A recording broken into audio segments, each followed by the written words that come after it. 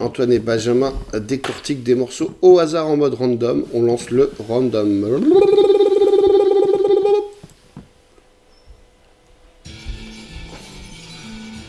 Ah, donc ça c'est R.E.M. L'album Reveal de 2001 et le morceau ça s'appelle Disappear. Alors là c'est quoi? C'est vraiment les derniers albums. Enfin, il en reste peu en fait. Quand même, dans les derniers en tout cas. Il en reste 4 ou 5 encore. Ah oui, quand même, je savais pas qu'ils avaient autant produit dans les années 2000. Si.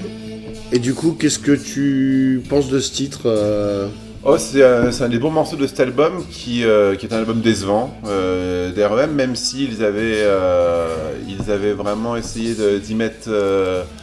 Ils y avaient vraiment cru, mais c'est vrai que c'est un album qui est un peu décevant. Mais donc toi, tu es très fan, je précise, que tu es vraiment très très complétiste sur REM, ouais, etc. Ouais, mais même toi, à la sortie, tu l'avais pas aimé en fait, il y a beaucoup de choses que j'aime beaucoup sur ce disque. Il y a beaucoup de choses que je trouve très décevantes. Et donc, au final, c'est surtout quand REM, c'est quand même un groupe qui a quand même su avoir un niveau de qualité, une constance quand même assez incroyable pendant des années. Et là, c'est vraiment le premier.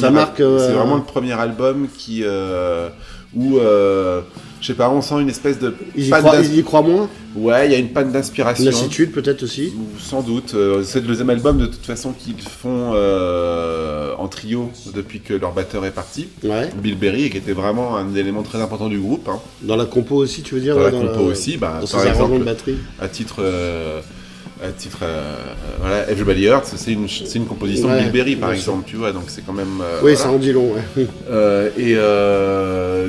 Non, Disappear, c'est une très bonne chanson, une espèce de valse, hein. C'est purement une valse avec une très jolie production, etc. Mais il y a un côté où ça tourne un peu à vide, quoi. C'est pas un grand pas en avant, quoi, j'ai l'impression, par rapport à ce qu'ils faisaient avant. Non. Est-ce que c'est pareil sur les albums d'après? On en reparlera si on a d'autres titres, mais j'anticipe un peu là-dessus. Est-ce que tu disais qu'il y en avait encore 3 ou 4 derrière? Est-ce que c'est un peu le même cas sur ceux d'après ou c'est celui-là Non, celui d'après est vraiment leur lowest point. Ah oui, d'accord. Donc non, ce que je veux dire, donc du coup, il y a un début de déclin jusque. Voilà, tout à fait. Et ensuite, il y a les deux derniers. Les deux derniers sont meilleurs. Ouais. Sont meilleurs. Mais sans retrouver la magie d'antan, quoi. Non, c'est clair que leur grande période est passée. D'ailleurs, c'est pour ça qu'ils ont arrêté, je pense, parce que en fait, c'est tout le problème d'REM. Le problème d'être un groupe avec une éthique indé, avec vraiment des super musiciens et des gens moralement, humainement super géniaux, mais confrontés. Sincère, quoi. Voilà. Mais confrontés à être signés avec un gros label, etc., à devoir décider à chaque fois, c'est leur problème à REM à chaque fois, ils doivent décider s'ils doivent partir en tournée ou pas. Et ils tournent beaucoup à cette époque, non? Non, au contraire, non, REM ça reste un groupe qui ne tourne pas systématiquement.